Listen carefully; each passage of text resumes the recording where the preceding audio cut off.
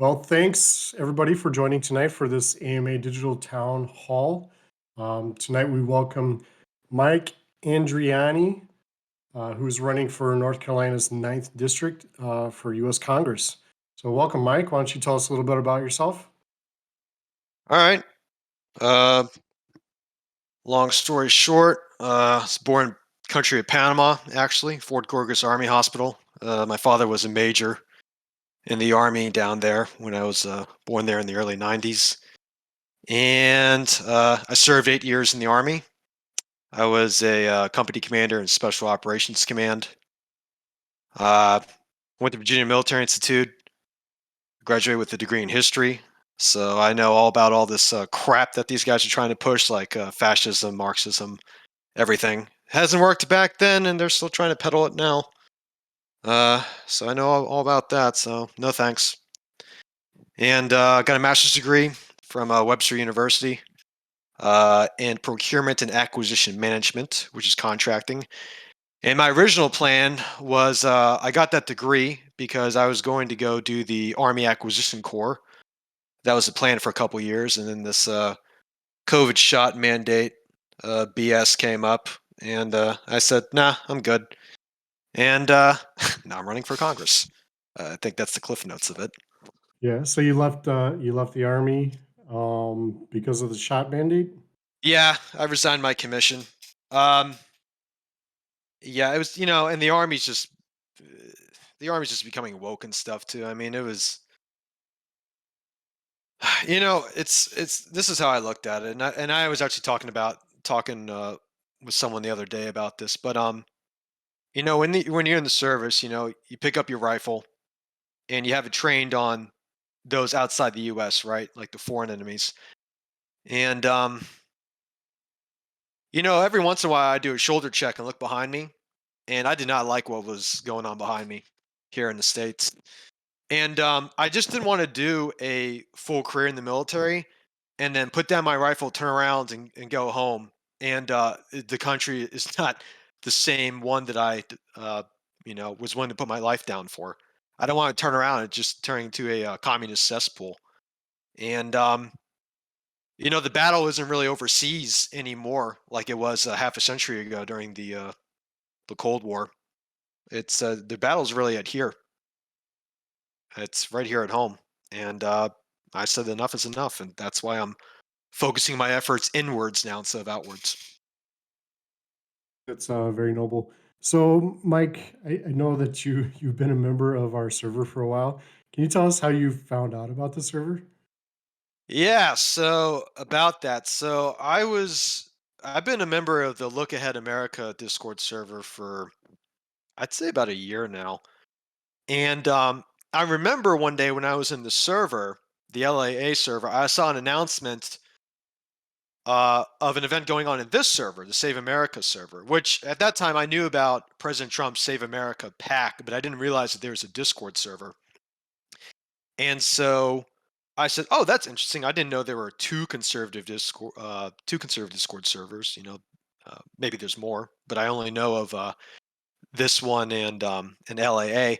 And so what happened was I went to go see about joining this server, and what I found was that you either had to have this was a year ago, so I don't know if it's the requirements to join have changed since then. But I remember last year you had to have like a active Reddit account or a Twitter, which I didn't have a Reddit account, and I didn't really have much of a Twitter account back then, and so but we were able to get me in because my activity in the LAA server was well documented back then and even more well documented now.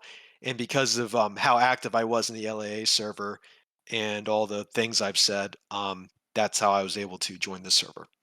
Nice. Yeah, I didn't realize. Thanks to Damien. So Yeah, Damien's on his way, by the way. But mhm. yeah, no, it's great that we've been able to cross pollinate each other's servers. So I'm glad Yeah, that that's happened. In fact, I let in one guy just now from there. So almost the exact same way. So we still do that. Any history, any MAGA or America First, pro America history anywhere on social media gets you in. So it's not that yep. hard. Yeah, for sure. Great. Well, I was really excited when I learned one of our own, because I view you as one of our own. You've been pretty active in the server and Been around have for like been, almost a year. Yeah. yeah, exactly. And you decided to run for Congress. And you're not the first one out of our server who's decided to run for political office. Another person from North Carolina has decided to run for I think, a House seat in North Carolina. So Hmm. it's something, must be something in the water there in North Carolina. So Yep. let's I'm the number two candidate now from the server, and I promise, unlike number two, I'm not crap. So I'm good to go. exactly, nice. So tell us a little bit about North Carolina for those of us not there. What makes North Carolina great, for you or for anybody who wants to live there, that type of stuff. So I lived here for a couple years now. I guess the way I could put it is I've had four homes. My first home was when I lived in Panama, because obviously I was born there, and then I lived there for a couple years as a toddler, and then I moved to Northern Virginia, Alexandria specifically, and I lived there for most of my life, 20 years. Mm. And I went to college in Virginia as well. And then my first assignment in the Army, I went to Fort Sill, Oklahoma. So I was in Lawton, Oklahoma, and I was there for a couple years. So that was my third home. And then my fourth home was when I was assigned here to Fort Bragg in North Carolina. But North Carolina's been a good state. I've been here for a couple years now, and I figured with me not being in the Army anymore, um, it was time for me to give back to the state that has been my most recent home for the past couple years, and so I thought the best way to do that was through Congress. But North Carolina is the first state in freedom. They were the first state to ratify the Constitution. And yeah, I think there really is something in the water in North Carolina because we all know about Madison Cawthorn, who he was actually kind of the inspiration. He was kind of the guy who gave me the idea to run for Congress because I figured, well, hell, if Madison Cawthorn can win the congressional seat at 24 years old, I could do it at 31. Yeah. Um, so that was kind of the idea. But obviously, because I have only been here for a few years, I'm still learning more about North Carolina. I know so much about Virginia though because I've been there for 20 years, and of course, Virginia was a big state, uh, not just during the war, our war for independence against England, but also in the war between the states. And as a military guy, I do enjoy military history, so I know a lot about Virginia based off of those two wars that were there. Um, and I will admit I still have a lot more to learn about North Carolina, but I kind of approach it the way that I do when I was in the military. So when I was when I was doing that, when I joined a brand new unit, just because I didn't know, the most or everything off the bat about that new unit, like the history or anything like that, that doesn't mean that I didn't have any loyalty to that unit. It's not like when I showed up, I was like, oh yeah, I'm still loyal to my last unit where I came from. No, I'm here to serve in this unit that I'm here in now, and that's how I am with North Carolina. So Great. So everybody in the audience, we're getting ready to have your questions up on the stage. So if you have any questions, go ahead and raise your hands. I only see one in there right now, but Mike, could you tell me what America first means to you? I mean, I'm a strict constitutionalist, so Okay. I read things literally. So when you say America first, that means you have to put this country first. It's putting America first. And the thing is, we can't be like Team America World Police, in which we're going out there with the fire extinguisher, we're putting out the world's problems. We need to be able to take care of ourselves first because if we don't take care of ourselves first, then we can't help other people. I mean, even if you look at like, for example, if you look at like at the safety guide at the back of a chair of being in an airplane, you put you put the oxygen mask down on yourself first, and then your kid, because you have to be able to take care of yourself first in order for you to be able to take care of your kid, and it's kind of similar. Very nice. All right. Well, are you ready for your first question from the audience? Sure. All right. Okay, Max, we're going to bring you up first. All right. I feel like a lot of people have not answered this question before, but what is your stance on the Patriot Act?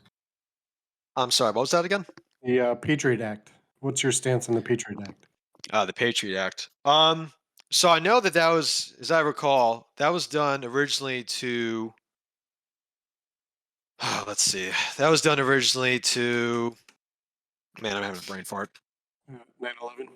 Yeah, yeah, right. So in order to make sure that nobody else attacked us for 9/11, to vet foreign sources and make sure that no one was going to do anything else against that. So, you know, the saying is the road to hell is paved with good intentions. So I understand why that was done, but of course, over time, what's going to happen? People are going to twist that and reinterpret it to now the Patriot Act is being used against, us, against American citizens, and that's not right. So I would imagine that for legislation like that, maybe there should have been like a sunset clause put into it.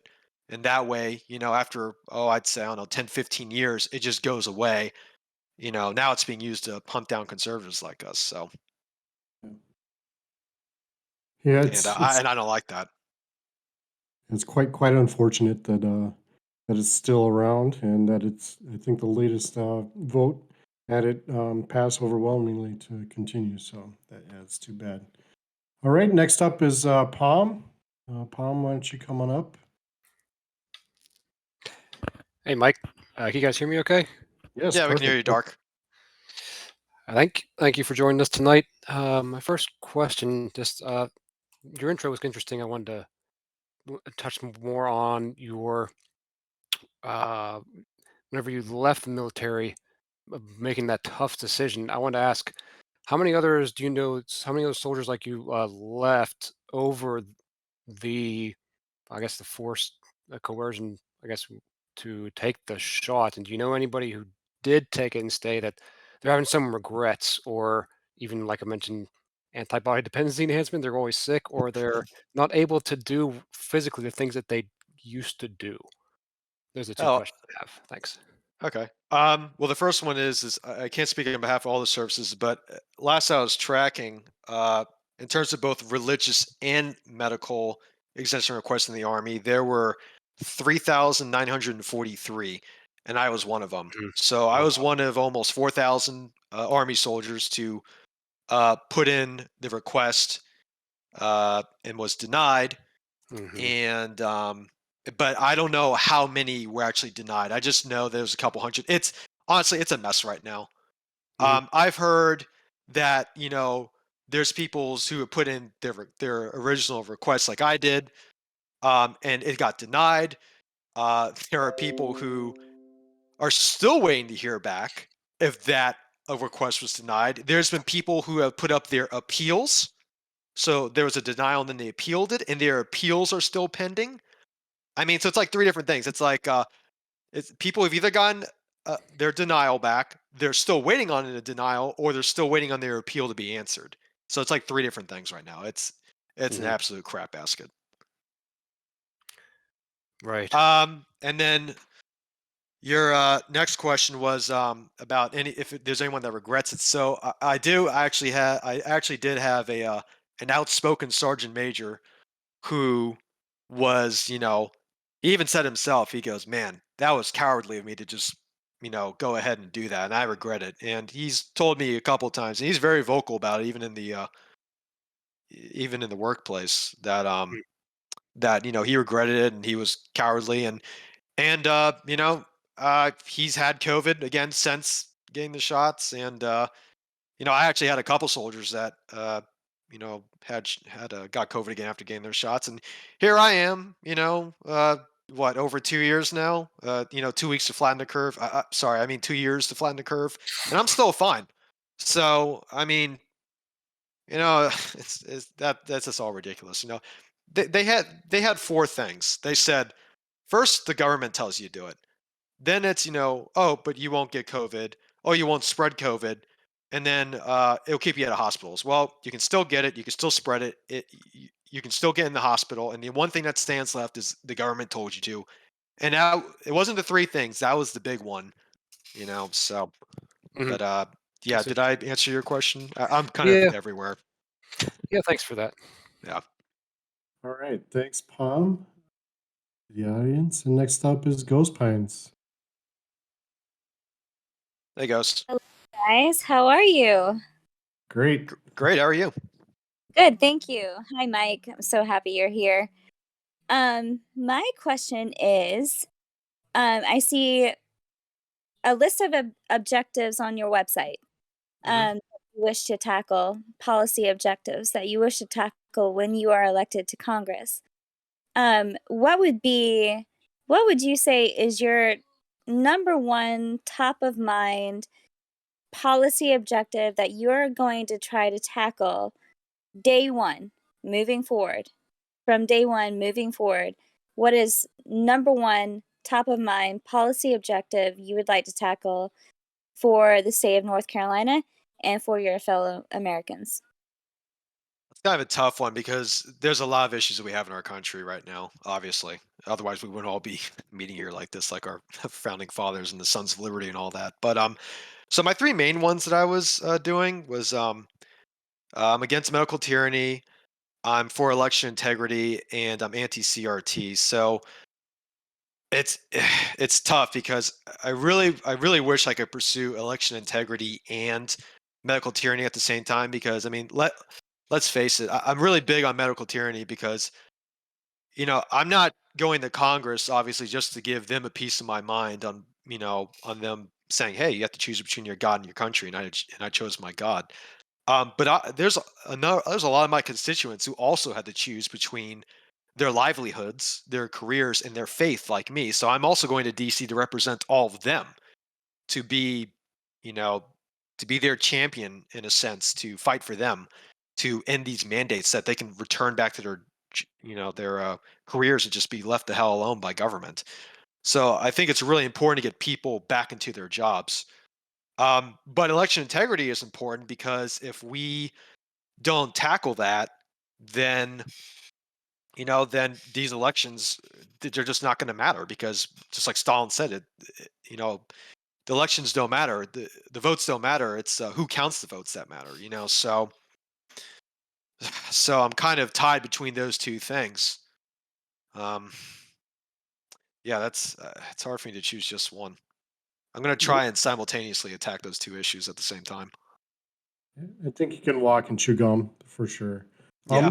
What do you see as the major, um, thing that voter integrity or election integrity should focus around? What's the one thing that you think that we could tackle that would make it much better?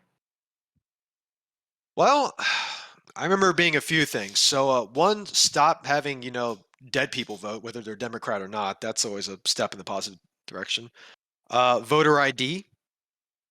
We need to end these ballot box drop offs, and we need to somehow have a system or a way to check so that if someone tries to vote in one precinct, they can't just jump in their car and then drive over to another precinct and vote there too. It'd be great if there's a way in which if someone votes once in one place, it just gets updated. If they try to do that somewhere else, then not only are they, um, not only can they not vote a second time, but also they could be, arrested or something.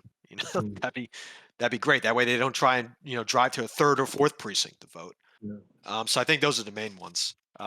No dead people. Making sure people are the right age to vote. Voter ID. No multiple voting. Mail-in ballots. Like the state of Wisconsin had a great thing in which they had one of the strictest laws with mail-in ballots, in which they would not they would mail out absentee ballots or mail out ballots or mail-in ballots to those who requested them, and of course, what happened? Um, they received like double the number of votes back than what were requested for, which is obviously voter fraud. Yep. So I think personally for me, I've been a election judge for going on 17 years now. Mail-in ballots are probably the key thing for me, anyways. Only because the chain of custody is not concrete, That's and terrible. yeah, it's not. It's definitely not what it should be for a secure election. So I would appreciate it if you get elected that you focus on that for sure. Oh yeah, I will because I actually have a personal story. I actually have a personal election fraud story. So this was Okay. back when I was living in Oklahoma, but at that time I was still a Virginia resident because Virginia is much more of a swing state. Even back in I think it was 2018 than Oklahoma was. I mean, Oklahoma was solid red like West Virginia, and I remember it was so surreal even now looking back. But I did an absentee ballot for Virginia because I'm military, so I was military at the time, so I could do that. And I voted for maybe it was 16. I voted for Trump, so it was 16. And I remember I folded it up and I sealed it shut, and then I had it in my hand. I had my vote in my hand, and I was about to go out to my mailbox, right? And then I got a call, and I took the call, and I think it was what they told me was that they had my vote. They called me and they said, "Thank you, Mr. Andriani, for your vote. Appreciate it. I just want to let you know that we got it." And I listened to this, and I guess it must have been like the Virginia State Board of Elections or whatever. But I'm holding my vote in my hand, and I'm looking at it as they're telling me that they have my vote in Mm. Virginia, and it's just atrocious. And that was 6 years ago now. So it's utterly ridiculous, Yeah, we and that did. actually happened. Yeah, we heard lots of stories from 2020 where mail-in voters didn't vote mail-in, but when they went to show up to vote in person, they'd already voted mail-in. So Yep, I've I, read those stories, and I've heard personal stories about that. People have told me that yeah, happened to them. Yeah. I went to Milwaukee and got got voters affidavits signed, stating such. So yeah, it was out there for sure. Yep. All right, HEJB, one of my favorite memers on Instagram. Do you have a question? Thank you. Is um, a couple questions is what I have is that one is about the election voting integrity. Is that for one is that it's up to each of the states on that one. Right. So I wholeheartedly believe that the Fed should not and cannot have anything to do with the votes at all. The only requirement that they could possibly do is the age limit. Now my question about that for each of the states is to, particularly with on the eastern border of the United States, is what about the complete chain of custody from the ballots that the voters get all the way to finalization of the count of the paper ballots. Hmm. Is that I didn't understand the second part of your Yeah. question. The first part of your question, I'll say that I too am against, the federal government running these state elections. Look at us, guys.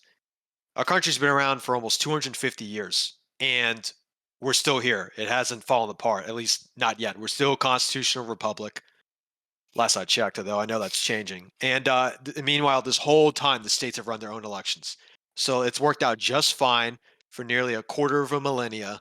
All right, so we don't need to federalize these elections. We just don't. that's what they're And trying to do? I know But what they're trying to do, and I'm gonna I'm hitting the no button on that. And then your second question was about the chain of custody, which I didn't exactly understand. is that the chain of custody going from the ballot that the voter gets, writes it out, and then having a paper trail all the way to the finalization of counts. Oh, I see. Okay. Is that and not only should there be a paper copy, I believe that a way to double check on the digital copy as well, and eliminate entirely electronic voting machines. Yeah, I agree with that.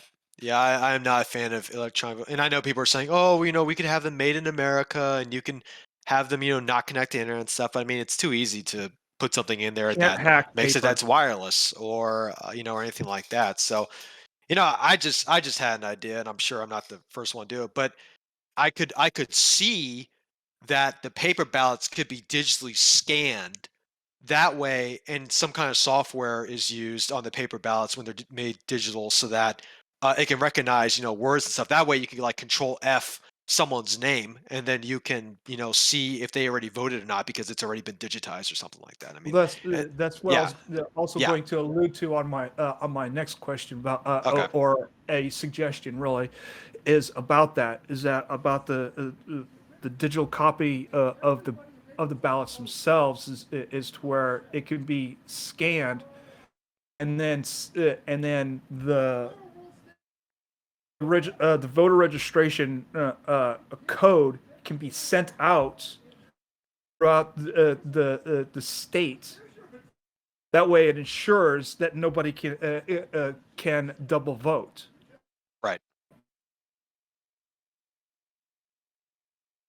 No, I mean I agree. Yeah, I think those are great ideas too. All right, HEJB, thanks for coming up on stage and asking all those questions. I really appreciate it. I'm going to move you back to the audience. And Damien, I think you had a quick question. Yeah, I'm actually curious. Can you hear me okay? Yeah, we can. Yes. Cool, cool. I had a new microphone, I think. I was looking earlier at the North Carolina District 9 results Uh-oh. from the last election. Concern about party is not an issue for me. I mean, you had Dan Bishop, who's the current incumbent, win over Cynthia Wallace by about 11%, slightly over 11%, which is good. Yeah. So the He was Democratic Party is yeah. not really the concern so much as the primary, right? So Dan Bishop, I believe, is going to be running for re-election. For What- District 8. It's for District 8. Yeah. So I'm running in District 9, so Yes. it's been a mess. So Dan was the District 8 congressman. So even though his Right. counties are going to change, they're going to be consolidated into the new District 8. So he's running against, excuse me, he's just trying to keep his seat. And I'm running in District 9. Yeah. Okay. So is it Richard Hudson that's currently in the Yeah, in so the I'm running District 9? against Gotcha. Richard Hudson, who's 9. And man, it's been a real crap show because right now, like at least the county that I'm living in is District 8, which is Dan Bishop. But Mhm. now, then it became District 4, and then the 4-3 Democrat majority Supreme Court of North Carolina kicked back the maps and all this stuff. So we were 8, then we were supposed to be 4, and then the county that I'm living in now has been split between District 7 and 9, and I'm running at 9. So yeah, it's been a bit of a cluster. But yeah, Gotcha. I'm running against Hudson because it's District 9, not Good. Dan Bishop. And Good. Dan Bishop was also at the Trump rally in Selma, North Carolina last Saturday, and I was there for that. That was good fun. Yeah. That's what I was a little confused about, because I know that there's been a little bit of movement around in North Carolina regarding who's Oh my running God. where. Well, it's been really it's been really upsetting because the thing is like how are the voters supposed to vote for the candidates if the candidates don't even know what freaking district they're in? Like we didn't even know what district we were supposed to be in for weeks. Some of us months. And how are voters supposed to be doing that? And personally, my personal theory and belief is that the Democrats are trying to maintain the status quo. They want everyone to remain where they are and maybe even pick up a few seats in North Carolina. And they want to keep the status quo because they're waiting to get more power in North Carolina to really change things their way. And the best way to do that is to screw up the maps and make this mass confusion so no one knows who to vote for. And so what people think is, okay, well, since I don't know who to vote for, I'm going to vote for the current guy who's the politician, the incumbent, and then it just maintains a status quo. So that's my personal theory on what's going on with all that crap. Well, it sounds like there's definitely going to be a bit of a jump ball situation, I think, with everybody shifting around. The norms of who did what last go around kind of get shifted around a bit. So you're going to be running against Richard Hudson. Yes. Who I'm curious, what do you know about him? What issues would you say that you stray from him on, and what can you offer that Richard Hudson can't? So I will tell you that I've heard him speak a couple times now, and he keeps saying that apparently people keeps this group. I can't remember the group, but they say that he's the 12th most conservative person in Congress, right? And I've spoken to a couple different people about that, constituents, and you know what? Every single one of them told me. Every single one of them told me that's crap. It's not true. This guy is, he was conservative at first, but he's been in for this would so if he wins this November, this would be his 5th term, which means he would be entering his 9th, 10th year in Congress. And I can tell you what, this guy is more than fraying at the edges. He's he's turning into a rhino. I'd say that the biggest break I have with him is on this Ukraine stuff. And I remember I actually made an announcement in the server in the 2020 Congress section. But, I've seen this guy go around for speeches and stuff, and he's wearing the American flag and the Ukrainian flag. And I remember when President Trump said, "Hey, I'm not the president of the world. I'm the president of America." And that's how I look at Hudson. This guy, he's a congressman for North Carolina. He's not a congressman for Ukraine. Why do you have the American flag in the Ukraine flag? It's just ridiculous. I mean, I wear a lapel pin too. It's a so I picked it up in an antique store in North Carolina a couple months ago, but it's a bicentennial pin from 1976, and it's got the American flag with the 50 stars on it, and then it's got the 13 stars, the colonial flag, which North Carolina was one of the original 13 colonies, which is why I had that pin. But I mean, yeah, and I was looking at some of this stuff even before I came into this meeting, excuse me, this AMA. But he's got stuff here like American Ammo and Defense of Ukraine Act. So I guess he's trying to get American ammo to go to Ukraine, which you and I both know. Well, we all know that ammo is hard to come across in America, and it's expensive as hell too. Why are we sending our ammo to Ukraine? It's just, what else did he do? What else do I got here? And then a couple weeks ago, there was that $1.5 trillion omnibus bill that was spent. So nearly 3,000 page, $1.5 trillion omnibus spending package filled with Biden's policy priorities, along with an attached $13.6 billion for aid to Ukraine. It fails to reverse the COVID-19 emergency or the Biden administration's vaccine mandates, as conservative leaders have called for, and doubles down on the Green New Deal style government subsidies for green energy and climate policies. This guy voted for that. He voted for, more money to Ukraine. I mean, geez, with all the money that we're sending to Ukraine, you think they'd be kicking, Russia's butt right now, but apparently that's not the case. $13.6 billion to Ukraine, fails to reverse COVID-19 emergency orders or mandates, doubles down on Green New Deal style government and green energy and climate policies. I mean, does that sound conservative to you? Because it certainly doesn't to me. And I'll tell you, if I was in his position, I would have voted against that. But I guess he wouldn't, since he loves wearing his little Ukrainian flag. So, sorry, a little bit of a rant there, but it's all true. I'm angry too, just like everyone else, So Nice. All right. Thanks for answering that. That guy, I see that you're muted. Go ahead and ask your question. Yeah, I was going to ask to call him next because he's been sitting there patiently for a bit. So thank you. Yeah, no worries. Can y'all hear me real good? Yep. Absolutely. Okay, so I had about 2 questions. My first was, I'm starting a conservative business for some youth. I was wondering what your number one advice for me is. I'm ordering merch and I'm trying to schedule some small events with about 30 people, and I'm trying to just get some movement up in my area in Houston. Okay, well, for one, Texas is a great start. That's very fortunate that you're there. Texas is a very conservative state. That's good. Houston. I've been to a lot of places in Texas. I've been back when I was living in Oklahoma. I've been to let's see, I went to Lubbock. I've been to Dallas. I've been to Amarillo. I've been to what was that Air Force base at? San Antonio. Um, yeah, I've been to a number of places around Texas. Unfortunately, Houston, that was one of the few cities that I haven't been to. So you're trying to start a young conservative group, you're saying, kind of like a young adult club. Did I catch that right? Yeah, I've met with several conservative leaders. Like I've met Okay. with Abbott, with Crenshaw, with Don Jr., Okay. Don Hines, and some other big people, Patrice Mack, and some other people that are out there. And they've been they were volunteering to give some money towards our organization. And I'm just trying to figure out some good ideas on how to grow the group. What are some first steps to help grow it so then we can put on large events? I have some good contacts with some speakers to create some conferences, but I just need that first jump to get to that platform so then I can spread the word. So I'm just trying to figure out what are some good steps I can do to get the word out.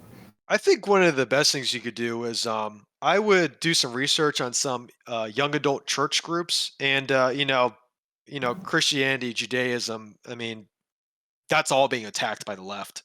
So I mean, we're all on the same team here, despite our ideological differences. We got to stick together if we want to survive this. So I would see if you could find like some young adult you know religious groups like that. And the thing is when it comes to those kinds of groups, I know there's like the whole separation between church and state thing. So you may not necessarily be able to speak in front of a group of them. And some of these groups have speakers. Like for example, when I lived in Northern Virginia, I was a member of a Catholic young adult group up there. So what do we Catholics like to do? We like to drink, right? So we would do like theology on tap, and we would go to like Irish bars or Mexican restaurants or Italian restaurants. The three big ones for drinking and partying, being Catholic and all that. And we would just listen to priests or other speakers come in, and we would do that. So you may not necessarily be able to speak in front of a group like that because it is political. However, you could attend those groups and meet people there and individually pitch your idea, pitch your group out to people, and you could probably get them interested in joining because typically religious people are conservative unless you're a fake Catholic like Biden or Pelosi. Since they're not 100% on board with life begins at conception, which 95% of biologists agree as well, and I'm sure that they could define what a woman is as well.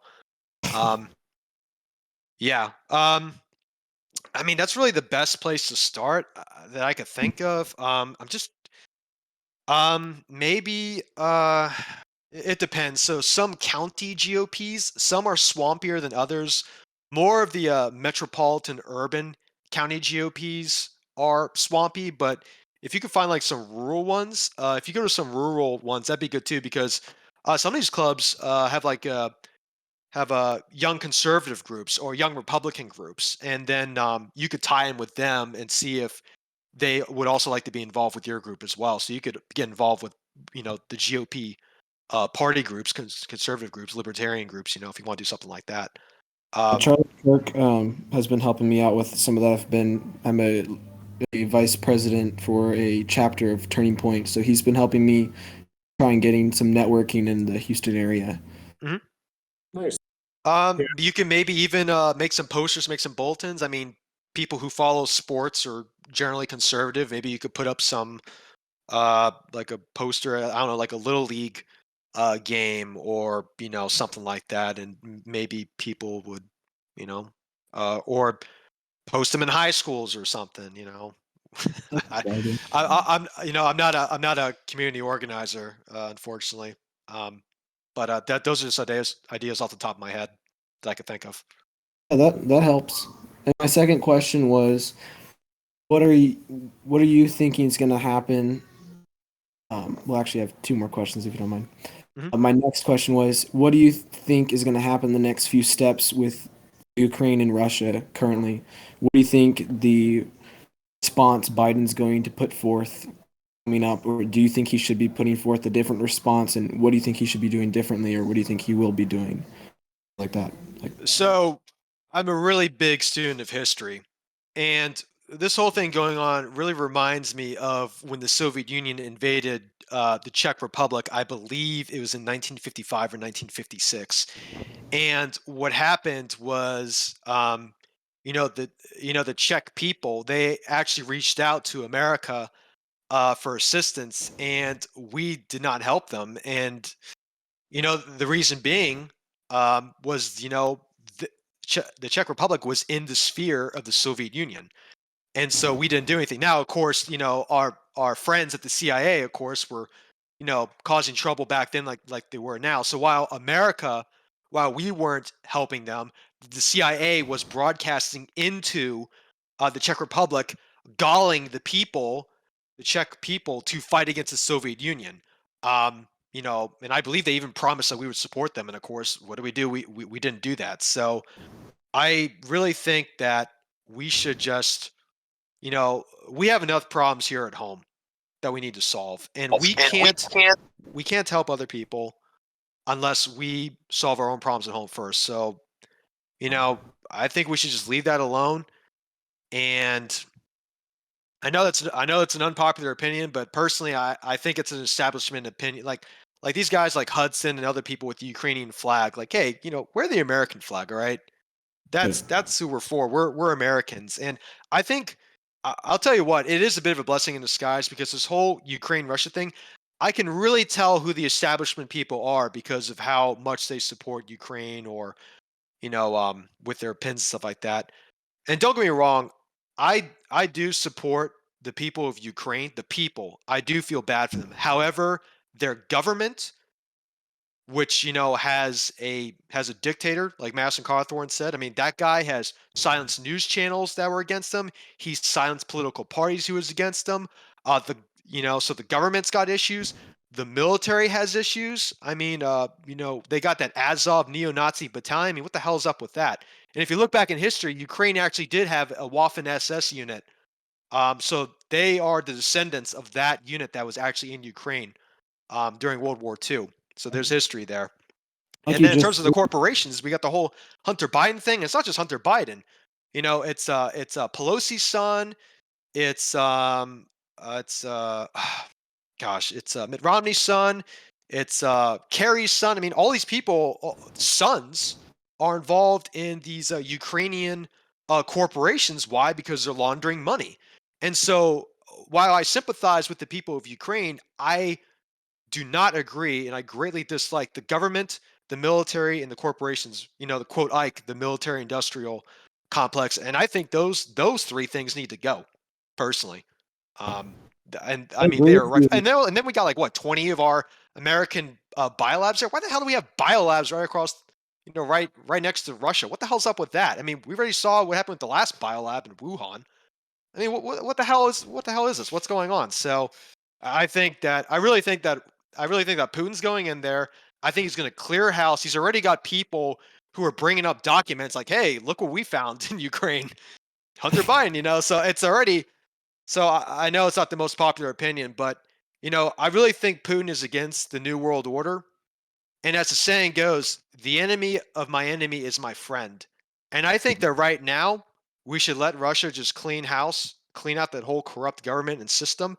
And I think they're doing us a favor against this whole New World Order stuff, personally. You just said you can't take care of. That's like when the plane crashes, or when you pull down the mask. You have to take care of yourself before you can take care of your child.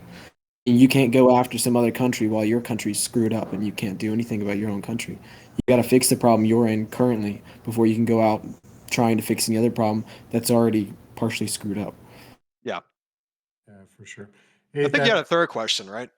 Yeah. And Yeah. my third question was, what do you see happening with JJ Ping and Taiwan? Do you see anything happening in the future? Do you see that stirring up anymore?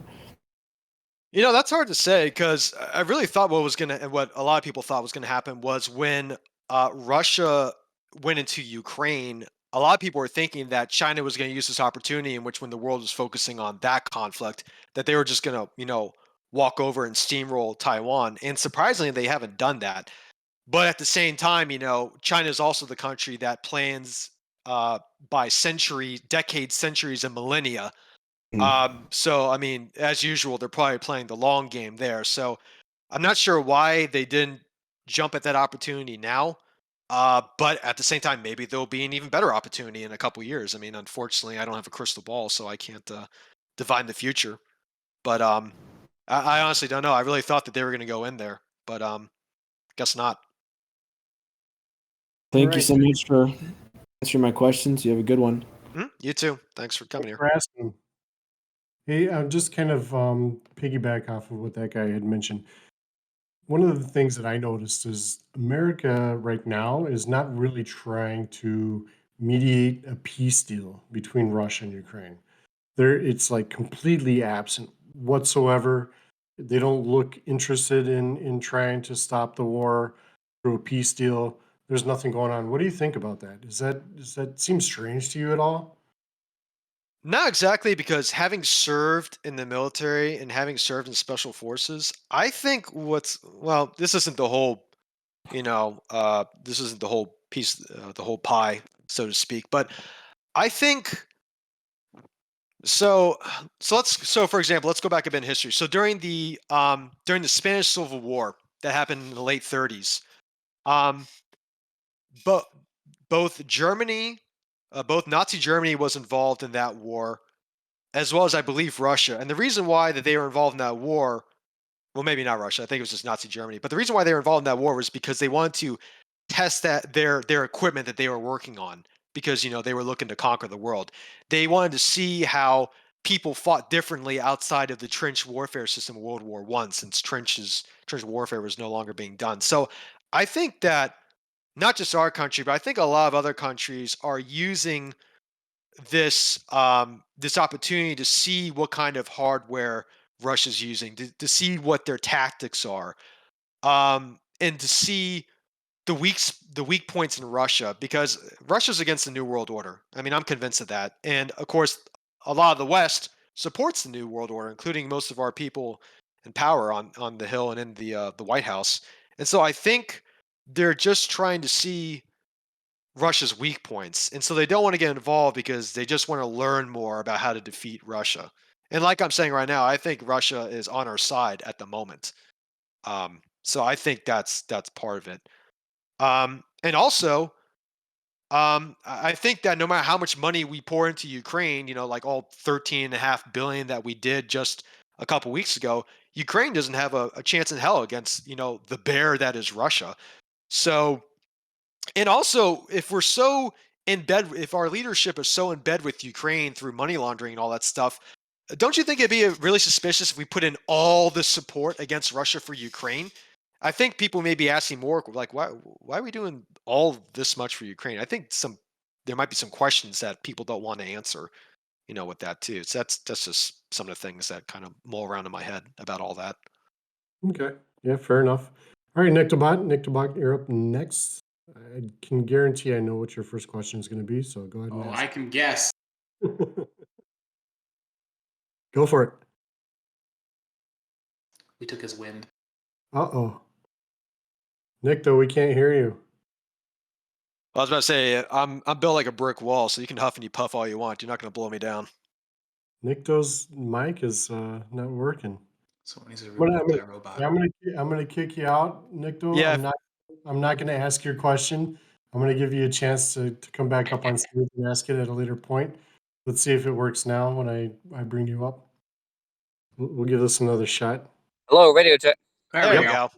There you go, loud and clear. Lima Charlie. All right, so I got a question and a comment. Both Sure. of them are totally unrelated. My first question is, what is your opinion on the National Firearms Act and other unconstitutional gun laws? Well, for one, they're unconstitutional, so I'm definitely not about that. Yeah, I would. If if it comes up to vote to repeal that or anything like that, I will definitely say no to that. Good. All right, Nicto, what's your second one? And my comment is hell yeah, brother, raise hell, praise hell. Thanks. Yeah, I think Nico's is in the army. Are you in the army, Nico? I think so.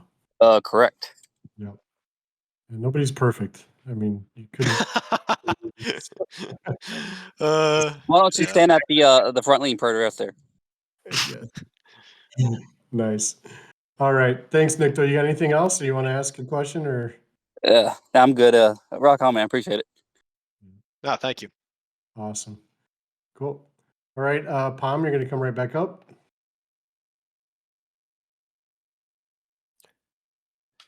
Yeah, just checking mic again. Can you guys hear me? Yep. Cool. All right. My next question is, well, statement I'll just state is screw funding. What is your ground game versus your opponents? What you've seen so far? I'll let you answer that one. I think I'll ask another quick one after that. What's my ground game for beating them? Yeah, I mean, just what you've seen in your district versus your opponents. Well, I'll tell you what. This is definitely a good year to run because when the census happened in 2020, North Carolina was one of the few states, along with Texas and Florida, and I believe Colorado, that actually gained a seat in Congress. And so what happened was because of that, everything changed in terms of the districts and all that stuff. So what's great about that is the same counties, the counties that voted for my opponent, the incumbent Richard Hudson, for nearly a decade now, are now no longer the same counties. I mean, I've gone to some of these counties in the new District 9, and people will come up to me and they've said, "Is Dan Bishop still our congressman?" Because they think that that they're an 8, and that's no longer the case. Now they're a 9. So I actually have a significant advantage right there because the same people that supported this guy is no longer the case. I think like before he had like 8 counties who voted for him previously for nearly a decade, and now I think it's only 3 out of the 9 counties we have now are those original ones. So I mean that's only a third of his base that he has now, and what's also been helpful too is he's currently an incumbent, so he's also been in Washington a lot while I get to still campaign.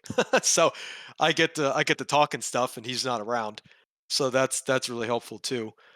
Um, it also really helps that I resigned my commission over the COVID shots because one of the things I tell people when I speak is people will say whatever they have to get elected or to get what they want in life, and I personally I take more stock in action than I do words because you can talk the talk, but people don't always walk the walk, right? And and I said that I won't I won't bend my knee before anyone but God. And when it comes to the military, I wanted to be in the army since I was 8 years old. I waited 15 years to join the army, but I dropped it because my faith, my convictions, and my principles, my beliefs are more important than what I personally wanted. And so I think it's important. And I'll tell you what, every time that I've said that, um, I mean, people love it, and it's sincere, it's from the heart, and it's true. And people are tired of people running for office saying they're going to do these things, and then they just don't do it. I mean, they want honest, upfront, candid people who are just going to say, just going to tell it how it is, and that they're not going to compromise. And Right. and also, this is also because of all this craziness going on. It's also very unhealthy right now to be an incumbent, to be a politician. And so I also have that the winds running in my sails in that direction as well. Right. Thank you for that. The next question I have, just touching on the changes that you saw from the census in the I guess it's redistricting, whatever. Do Yeah. you see any county GOP committees that are completely taken over by rhinos, where they have like a declarative rule where they use a loose association, where they just make up rules and they can just use their interpretation to do whatever they want, or do they have a lot of counties where there's been some changes or takeovers by America First patriot citizens that have replaced them. Do you see Mhm. anything like that recently in North Carolina and maybe even your district? Yeah. So what I can tell you is, there's 100 counties in North Carolina, and obviously, I'm not running for U.S. Senate. If I was running for U.S. Senate, I would try and visit all 100 counties since I'd be representing the whole state. But Mhm. in the counties that I have had experience with, I've been to Hoke County. Hoke County is solid. They are American. They are very. I've noticed that the more rural counties are the more America First and the pretty based ones. So Hope County was good, and Scotland County is good. Uh, Harnett County is good too. Um, I'm in Cumberland County, and the thing is that Cumberland has like the largest city, Fayetteville, in the district, and so the thing about that county is it's a little bit swampy. Um, Mhm. I would say that county is probably like 70% pro-Trump. Um, but there's definitely some shenanigans going around. Um, yeah, I mean that's probably the most I see of that. So so the more rural counties are typically better. The more urban, Mhm. metropolitan ones are more swampy. I will say though there is good news though because pretty much every time that a MAGA pro-Trump guy or someone has taken over like a county GOP, once those leadership positions start to get taken over by America First patriots, the swamp creatures start jumping the ship like they're Oh, they rats scatter. trying to they scatter. So what's important is it's important that we all get involved with our local GOPs because you know it's like Jenga, right? So the national GOP is on the top, right? So we got to play this like Jenga. We have to remove the supports underneath the top of the tower so that the whole rotten thing collapses. And then we need to rebuild the party to make it a strong party, an America First Patriot Party. But we got to poke out those blocks so that all these Republicans on the Hill, they just topple. And then we make Mhm. Congress and the White House as it needs to be for our nation and for its people. Right. Thank you. Yep. All right, Palm, thanks for the questions. Good discussion. I'm going to bring up HEJB once again for his second round. Ring a ding ding. Howdy, howdy. Thanks again for letting me highlight some things about this. Is one thing that I have noticed, particularly is that within the my area for the local uh, political camps is that there's definitely more of hands-on on the DNC side than there is on the GOP side. Is that's what I can see. Is that how is that? My question is pretty much in general for everybody on this one is so how do you suppose that we could get more people to be hands-on in a day-to-day within their time constraints and their efforts. You mean besides making memes like you do? Besides is that do the whole Merlin thing? That's fine, but I'm talking about actually getting in and being politically active within their communities on with their school boards, with their city and township councils, with their county boards. and commissions that they need to be watching out for. I mean, that's is that the local communities is the building blocks of the entire nation. Period.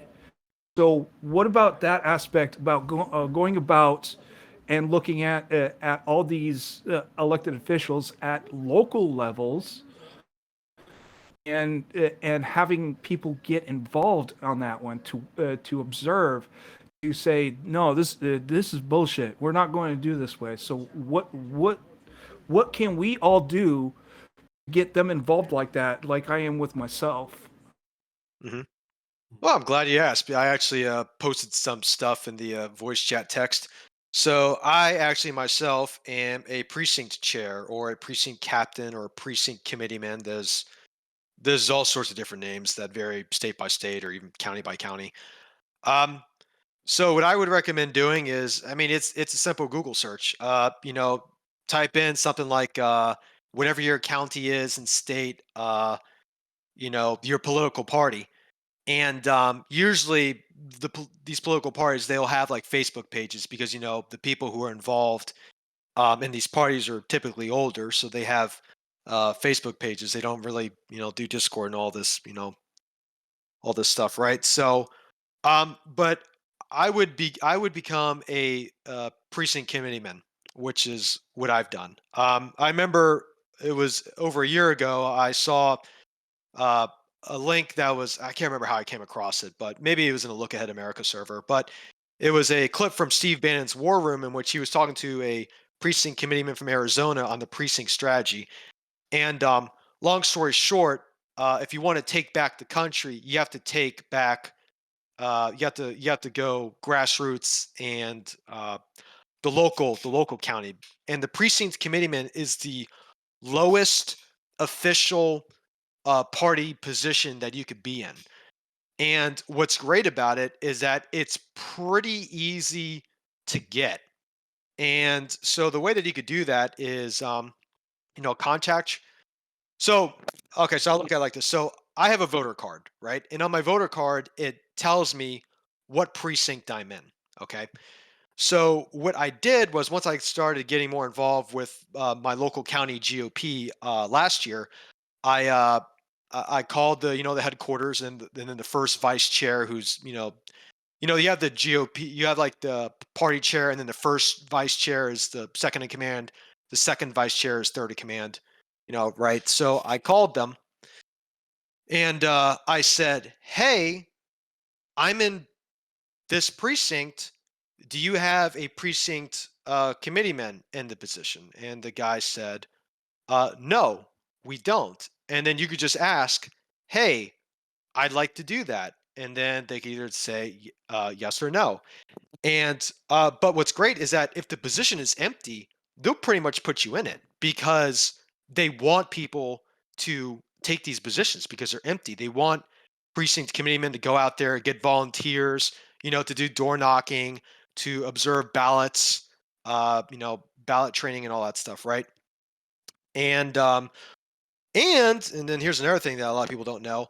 If your precinct already has a precinct captain in the position, you can ask if like an adjacent county, so if like a county right next door or not too far from you has a committeeman, and then if they don't, you could be the committeeman for that precinct.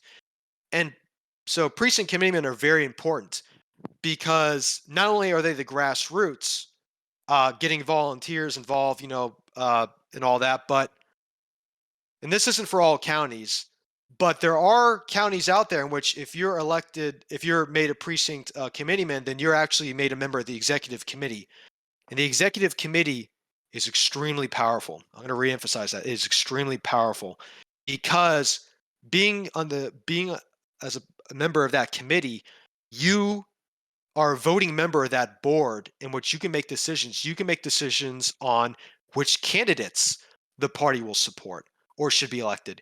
You can vote on fundraisers that are coming out. Like, for example, so back in, I think it was, yeah, so back in January, I was at one of these meetings as a precinct committeeman, and there was the fundraiser idea that came out of having General Mike Flynn come to our county to give us to talk, at the fundraiser to raise money for the county GOP, right? And of course, I said my county was a little bit swampy, so there are a couple people who, who grumbled about that, because they. Well, I'm not going to get into that, but anyways, so but I was one of the people who voted to have Mike Flynn, appear, and he actually was just here this past Sunday, and I actually got a photo with him. You can throw that in the voice Yeah, I'm chat. gonna try to. Hold on a second. Nice. Nope, hold on a second. Where is it? So while you're looking for it, I can confirm what Mike is saying. Last Saturday, I've been a precinct captain for close to 20 years. Last Saturday was our township's, my local Republican township's endorsement meeting. We had all the candidates from the state of Illinois who are in contested um, uh, runoffs or in primaries come and give us a 2-minute spiel.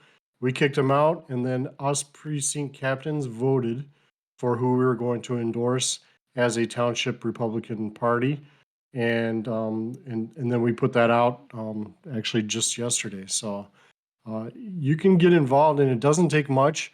I've been a precinct captain from 4 different precincts in my township over my time. I've lived in 2 different places within my township during the last 20 years. So it's really easy to do. You just show up on Saturdays on meetings or whenever they have their meetings. Go walk your precinct, knock on doors, drop off literature, stuff envelopes, just little stuff that helps out. It's really not a lot to do, and you can help out and make a big difference. A lot of times they will ask you to be on the what do you call it, when you go down to the state or even to the national um, party. You're going to be an elector. I think that's what they call them, electors. Is that right, Mike? Yes. So I think delegates, Yeah, delegates to delegates. the convention. Yeah, Yeah. that's So also very important to do as well, because delegates cast votes for who they think should be the person to run on the ballot. exactly. A lot of times you can become a delegate with very little work as a precinct captain. So as long as you show up and put in the time, you can do a lot of stuff on your own. So sorry to hijack while you're looking for your. No, you're good. I was just looking at some other picks I have. So I actually also met Jesse Morgan in June of last year. For those who don't know, he was the Pennsylvania whistleblower for the 200,000 ballots that were driven down by that USPS contractor. That was him. I met him, and I actually also went to airborne school with Tulsi Gabbard back when I was doing that stuff, which was kind of cool. She was actually in the same company I was in. So that was pretty cool too. Of course, that one has me in uniform, so I don't really want to post that on here because you're kind of supposed to keep that stuff separate. And who else have I met? I met Seth Kessel.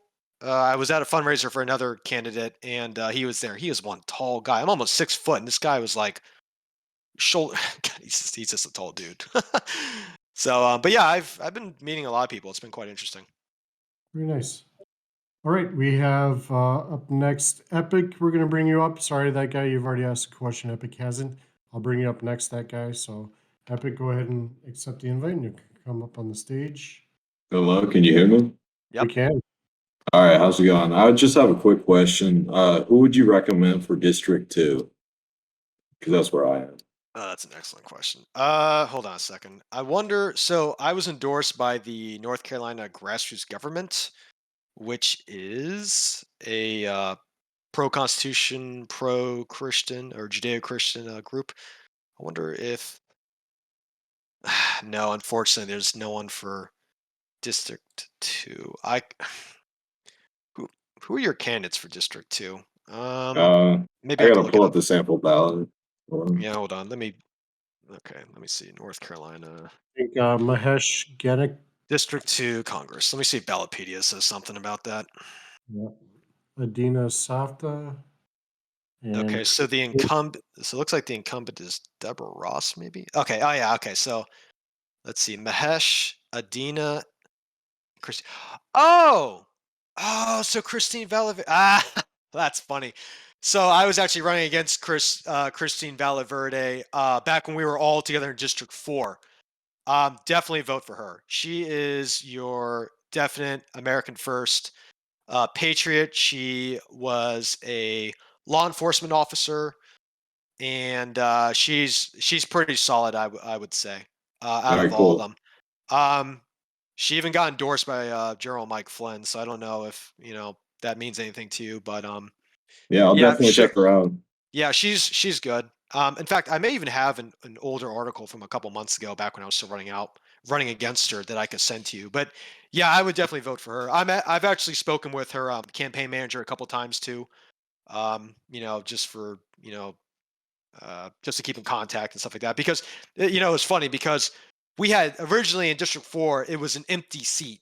So because it was an empty seat, we had 10 candidates in there. So at the time, we were all competing against each other. But now that we're all in different districts because our district changed again, we still keep in contact and talk with each other because it's kind of like the OG group. But we've all just have split out the different districts, so it's no longer competitive like it was before. So yeah, I would definitely go for her. All right, cool. Thank you very much. Hmm. And good luck in your race. Thank you, appreciate it. All right. Thanks, Epic. And I have next that guy we're going to bring you up next, and then Grogu's lawyer. All right, that guy. Go ahead and ask. Yeah, I got another couple questions. Sure. So my first one was, I've noticed in Texas, I've met with the two senators. We have the Senator Ted Cruz and Brian Hughes. Hmm. And Senator Hughes is the one who wrote up the heartbeat bill. I'm Okay. sure you're familiar with it. It's the bill Yeah, it's after the heartbeat. what 15 weeks or something like that. It's been passed in a couple states now. Yeah, I was wondering, are you seeing this growth throughout the United States? Because I've seen in Oklahoma they've passed it, and various other states they've been passing bills related to this. And do you see in the future, in the next couple of years, a growth like this going over the country? Yeah, I do, because abortion in the 21st century is very much like slavery of the 19th century. I mean, think of it like this. These first of all, these are people. These are human beings. Slaves weren't considered human beings, and neither were these fetuses. So there's that. So they're not being considered as people. They're not being allowed to live their own lives, freely as they choose to. And it's just an atrocity. And so I think that the way that slavery was eventually ended, that could very well be the case for abortion as well. I mean, think about it. If Roe versus Wade, allows abortion, then who's to say that there won't be some other Supreme Court decision that comes up in which it's banned everywhere? I mean, if it can go from one end of the spectrum, then you know, cause and effect. That means that it could go to the other end of the spectrum, I would imagine. So I think that it is slavery of the 21st century, and that it will eventually, um, dissolve itself off the face of the earth. Glory to God. Very good. All right, that guy. And You had one more, you said? yeah, and then my other question was, who do you see running in 2024? Do you see Ron DeSantis? Do you see any of these, like you have the South Carolina and North Carolina's governors, I believe, I think personally would be good candidates. Remind me, North Carolina's governor. We call him King Cooper because he won't give up his emergency powers. He's atrocious. He's vetoed. Not only has he vetoed more bills than any governor, he's vetoed more bills than all North Carolina governors in history combined. Wow. This guy is a friggin' tyrant, and he's got to go. That guy, I think you forgot to mention Trump, who's running most likely. Right. Yeah, I was just wondering, what candidates do you see running in this next coming up election? Conservative candidates you think might be coming to run? Well, definitely Trump for president. He's made that clear for a couple months now that he's doing that. I know a lot of people want Ron DeSantis as a vice president, but the thing is he's doing great work in Florida. If Florida is becoming one of the last conservative bastions of freedom in this country. I mean, look how successful Florida was during the whole COVID lockdown stuff. Florida was open and flourishing while everyone else that, wasn't fortunate enough to be in that state, we were all, getting our butts handed to us with, people losing jobs and places closing down. I think DeSantis is more effective in Florida than he would be as a vice president. And then the other thing too is if you speak to Floridians, they'll say, "Oh no, we don't want DeSantis to be our vice president. We want him to be our governor." People in Florida want DeSantis to remain as their governor. So I don't think he's going to abandon his constituents who clearly want him to go run as VP for the Dawn. But that opens up the door for who would be a good vice president, and it's hard to say. I mean, I've heard people joke around about Candace Owens, which, in terms of the whole, what do they call that? It's like the victim hierarchy, like, female, African American, all that stuff, right? So in terms of, the check the block category, I guess, yeah. Yeah. I mean, so I guess I would check the block, but, we need to vote people in based on merit, not based on victim mentality and all this crap, right? In fact, the reason why we're in such a pickle to begin with is because we're voting for people based on their physical traits and not their character traits, which is completely against what the Reverend Dr. Martin Luther King Jr. said in his famous speech. I mean, gosh, it's like we're going backwards, and it just drives me crazy as a history guy. Anyways, so I don't know. I mean, Candace Owens. I mean, I know there are people who like that a lot. There are people who don't like that a lot. Candace I is mean, too young to become president. Ben Shapiro. I know a lot of people aren't fans of Ben Shapiro, but he's more like a supercomputer than a human being. I mean, in terms of like crunching numbers and stuff, he would probably be good for just consuming data and then spitting it back out. So I honestly don't know. President, I'd say Donald Trump. As for the VP, it's really up in the air. I don't know, but I do think we need someone who's younger to help balance out the age thing with Donald Trump. I think having a younger person would be better because I'll tell you what, the Republican Party definitely needs a blood transfusion of younger people, and that's another reason why I'm running, because people are tired of voting for great grandfathers. They want to vote younger people, and so. Yeah, so just throw my hat in the ring. Cool. Yeah. Hey, Grogu's lawyer, the most newest member of our server, literally just got vetted not more than 2 minutes ago. Grogu's lawyer, welcome to the stage. And his mic's not working. No, I was going to ask how the kid was doing. All right. Maybe try and get your mic in order, Grogu's lawyer. I do have his question in case he isn't able to ask it. I'm going to move you back to the audience, and then you can raise your hand again. I'll bring you back up. Dark Laughs, you're up next, and then that guy, if Grogu's lawyer doesn't get it set up, so we'll check and see. He's in the process of getting it fixed. So go ahead. I'm sorry, real quick. By the way, Guy, I got your DMs. I'll answer it. After this. Just I got you. Okay. Just want to say that. Yeah. For that guy. Yeah. Okay. Good. All right, Dark Laughs, you're up. All right. My question for you, sir, is who gives a shit about the Ukraine? Exactly. That's what I'm saying. Yeah. No, I'll tell you, I'll answer that question. The establishment does, and I'm not part of the establishment. So my concern is with my country and, my state, North Carolina, and my constituents in District 9. I wear the American flag pin, not the Ukraine flag pin. So Right on. Good answer. All right, good. Do you have any more questions, Dark Laughs, or? No, that's all I got. All right. Well, thanks. Peace. Yep. All right. Grogu's lawyer, going to bring you back up one more try. We'll give this a shot. Go ahead and try it. Can you hear me now? Yep. Yeah, we can. Perfect. Sorry about that. Thank you again for the vetting and for the warm welcome. Mike, first off, thanks so much for being here tonight.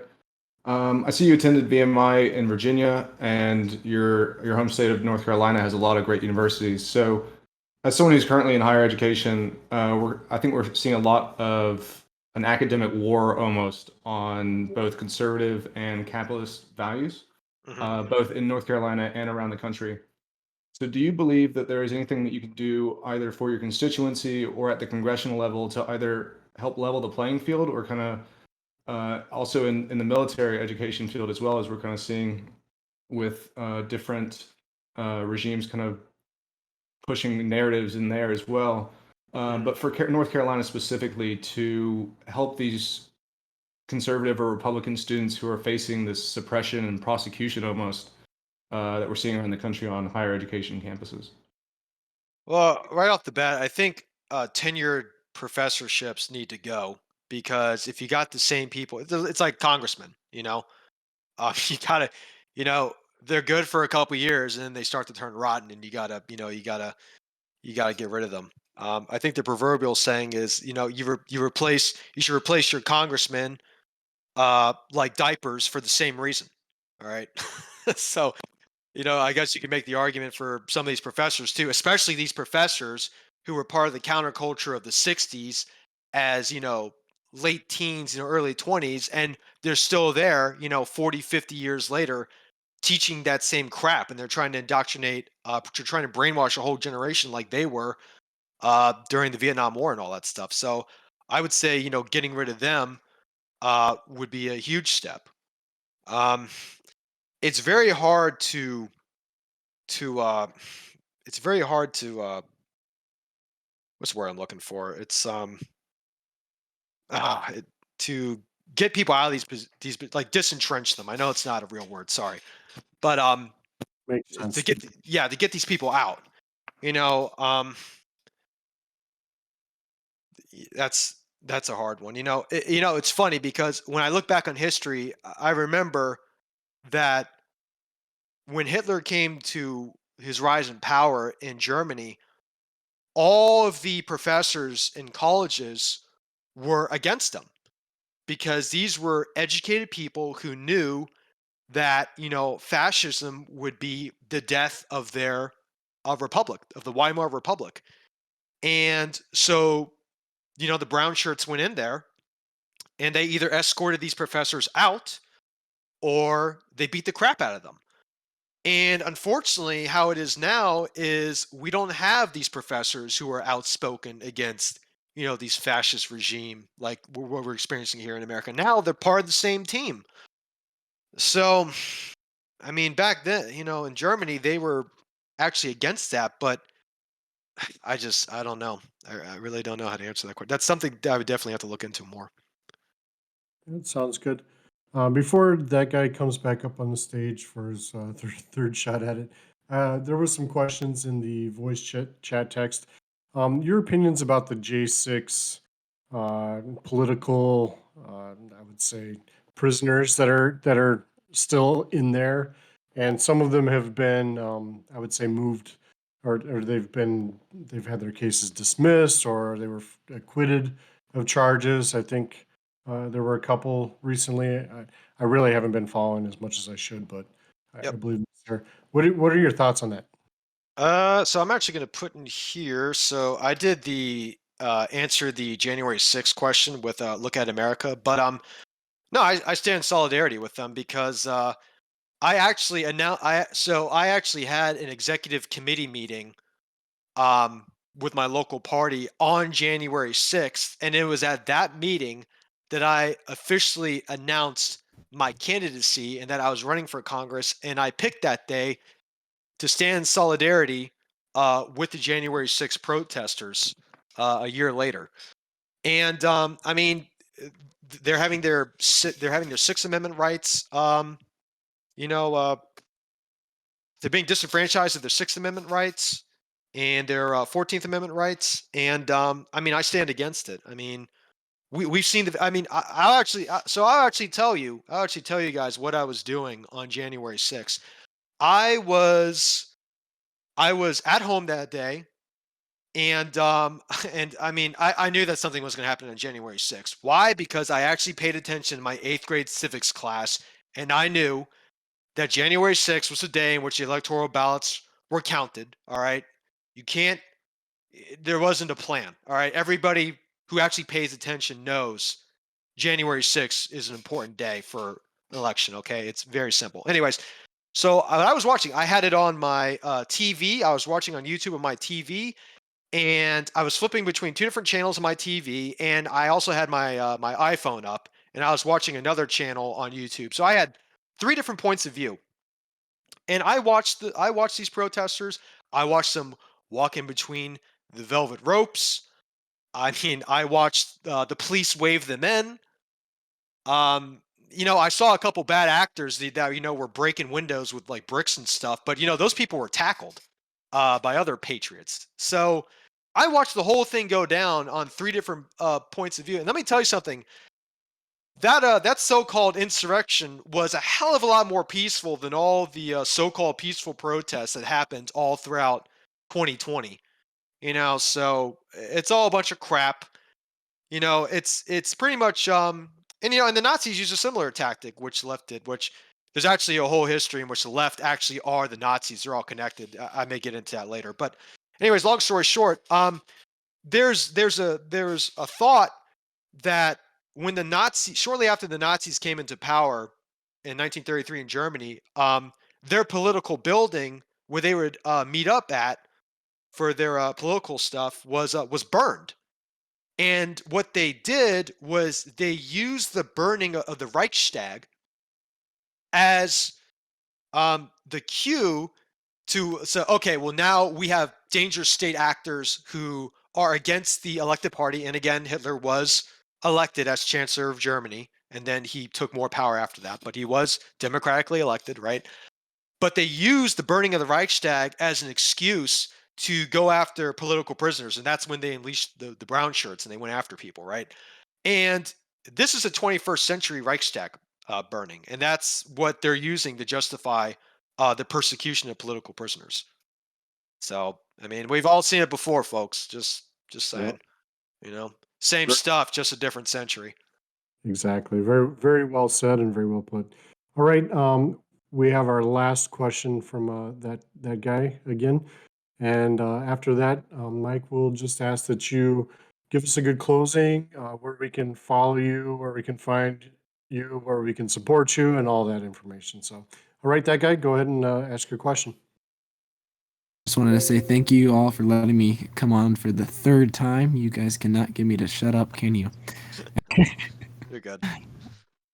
So I wanted to ask your opinion on a few people that I've heard are kind of not just people have different, opinions on these people. The first person is Elon Musk. What's your thoughts on Elon, and what do you think he's holds in the cards? You know, I'm half and half with Elon because I like the guy, but again, like I said, I'm half and half. So I like the fact that that he does his fair share of trolling himself, and he keeps the dam filled with lefty tears. You know, I do appreciate that aspect of him a lot. And he's a smart, savvy guy. I mean, most people don't know this, but the reason why he has so much money and he was able to buy Tesla was because he actually created PayPal. He was the guy who created PayPal, and then he sold it for a couple $100 million to someone else, and then that's how he got his money to buy Tesla and do all this other stuff.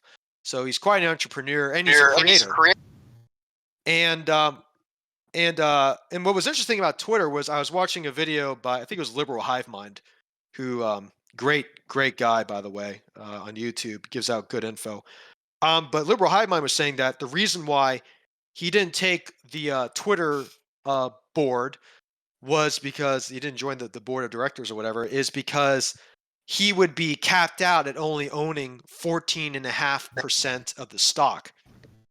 And so what Liberal Hive Mind theorizes, and I think he's correct, is the reason why Elon declined that was because he might do a hostile takeover in which he buys. He already has 9.2% of Twitter, so he'll buy up to 51% of Twitter, and then he will make it a hostile takeover, and then he can truly make it a free speech platform, because then he would de facto own the company. So I like the fact that Twitter may actually end up being a free speech platform because he owns it. However, I've also been hearing that he's taking money from China, like Mitch McConnell, you know, Senate Minority Leader, and some of these other people we have in Congress, and so that also has me concerned as well. So I like what he's doing, but I'm not too keen on some of this money that he's getting from people. I think that's the best way to answer that question. That kind of leads me off perfectly with my next person was Hunter Biden. It's very interesting. I mean, I know you're not going to be all, he's the best guy in the world, but it's a very interesting. He only has in his net worth a little over $1 million. Where is his money coming from and where is it going? Because he's received over 8 million and it's not showing up anywhere. I'm trying to figure out where exactly it's going. It comes in. What has he used his money on? And it's definitely not coming. We all know from his finger painting. Yeah, I was just about to say, he did do his little art show in which he got, tons of money for something in which he could just pour a bunch of paint in his mouth and spit it out, and sell it for a couple million. So, yeah, so that's a great question. I mean, I think it was Senator Johnson from Wisconsin recently who had it on the house. It was him and another senator or a congressman, I believe, who were on the floor of the Senate, and they were saying how they found that there was $100,000 directly from the CCP of China that was funneled to Hunter. And then I think not long after that, they found like a couple million or so from a proxy communist China company that was also going into him. So, I mean, he's getting money from China. He's getting money through these Ukraine energy companies, and God knows where. Maybe it's Soros money that's coming into these Ukraine companies that are coming into him. I don't know, but yeah, and that makes me think, because people have been screaming for years for Trump's tax return, right? They've been screaming for this, and they've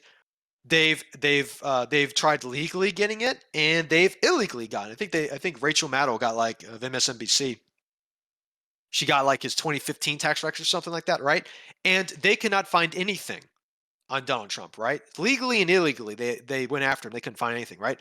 I want to see the tax history of these congressmen and these senators in office. That's what I want to see. How congressmen and senators make $175,000 a year? So how is it that they can serve for 8 years? So 8 years is what? A little over $1 million, and then they're walking out with 8 million, like they're as rich as Hunter Biden. What's going on there? I want to see their tax returns. I don't care about Trump's tax returns. I want to see their tax returns. I want to see Hunter Biden's tax returns. I think that's what we need to focus on. Yep. Nancy Pelosi and Dan Crenshaw, two of the top ones. And Perfect. and then Burr of North Carolina, who was Yeah, also caught doing insider trading, which is why he's been censored by the North Carolina GOP. Yeah, all this insider trading and stuff too. Yeah. has to go. All right. Thanks a lot, Mike. Go ahead and just tell us where we can find you, where we can support you, and what's the best place to help out if we can. Yeah.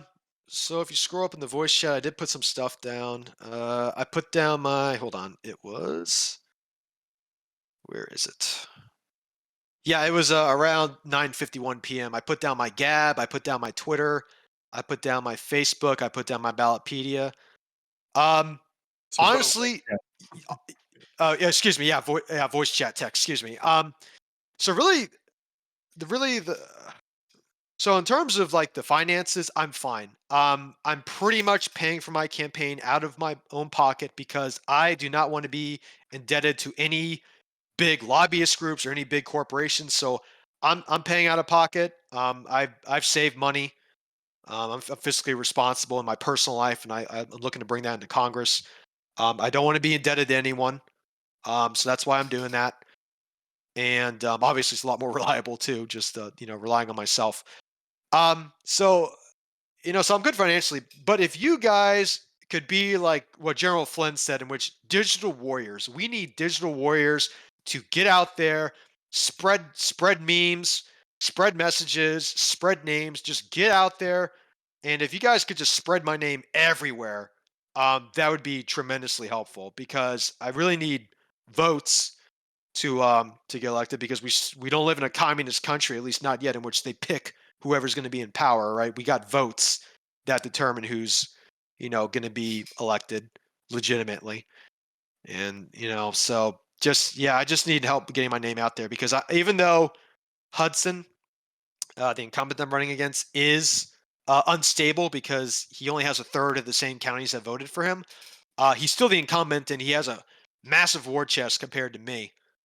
Running as a grassroots candidate and a non-politician for the very first time. So I just need help for people to know that I actually exist.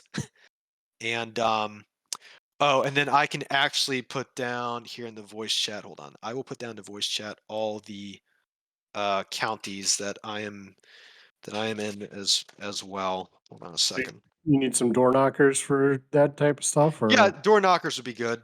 okay. Hold on, let's see. District 9 All consists bankers. the counties.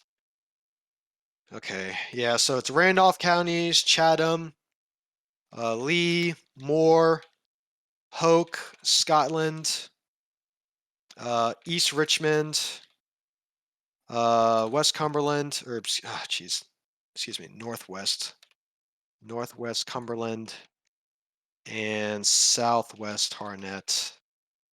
Southwest, hold on. Chatham, Lee, Moore, Scotland, East, yeah.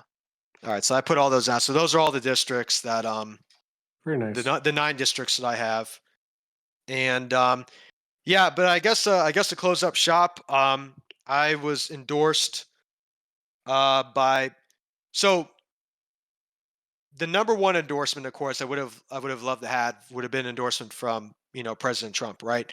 But if I were to choose any other endorsement, it would be the one that I have, in which I put that in the text chat as well, which was for the North Carolina grassroots government. Their mission is to empower and support public servants who will uphold the Constitution, adhere to the biblical principles upon which it is founded, and faithfully execute the clearly defined duties of their office on behalf of the citizens of North Carolina. I'm pro-God. I'm pro-life. I'm pro-First and Second Amendments. I support strong borders, election integrity, legal immigration, and energy independence. And I'm anti-CRT, and I'm against medical tyranny. I come from a long history of service, both this nation and this people, and I really want to continue it as a House rep. Mine is an Army family. I was 4th generation Army. My grandfather fought godless communists in Korea and Vietnam, and through votes and support, I seek to pick up where he left off at, which was fighting commies. I love fighting commies. It's fun. Watch them cry is even more fun. I want to defend and advance liberty by fighting woke socialism and communist agendas right here at home. I was a U.S. Army paratrooper, so I jumped out of planes and helicopters for a living, so not much really concerns me or really frightens me. So my father did that too. He served as a company commander in the legendary 82nd Airborne Division that dropped into Normandy, and I served as a company commander in Special Operations Command at Fort Bragg. I served for nearly a decade, 8 years, and I was deployed twice to the Middle East in support of Operations Enduring Freedom, Inherent Resolve, and Spartan Shield. And I was one of the 3,943 Army soldiers who requested a religious accommodation, which was denied to me. And I told them, you know what? Screw you guys. I'm going to go run for Congress, and I'm going to go represent my constituents who also had to choose between their livelihoods and their faith in D.C. You thought you heard the last of me, but I'm going to be yelling at you guys in the halls of Congress. So you thought you got rid of me, but you didn't. And but of course, I can't do that unless I'm voted in. But when you hear others say that they will not compromise themselves in Washington, that they won't bend the knee, that's really just talk, guys. In life, there are people who will say whatever they have to get what they want. I take more stock in action, and I proved that by sacrificing the career I wanted since being 8 years old. That I patiently waited for 15 years to begin. 15 years I waited to start my career. to stand my ground in my beliefs and in my convictions. I gave that all up because of my faith to my Lord and Savior, Jesus Christ. And I only bend my knee to one entity, Almighty God, because God is greater than government. There's a reason why God is a capital G and government's a lowercase g. As an Army officer, I took a lifelong and solemn oath to protect and defend the Constitution of the United States of America against all enemies, both foreign and domestic. I want to continue serving this oath, but cannot do so unless I'm honored with the votes needed to be the House representative for we the people of District 9. So, thanks everyone for having me. May God bless you. And remember, I like Mike. Thanks. Thank you, Mike. Everybody have a good night. Join us over in voice chat if you want to. Take care.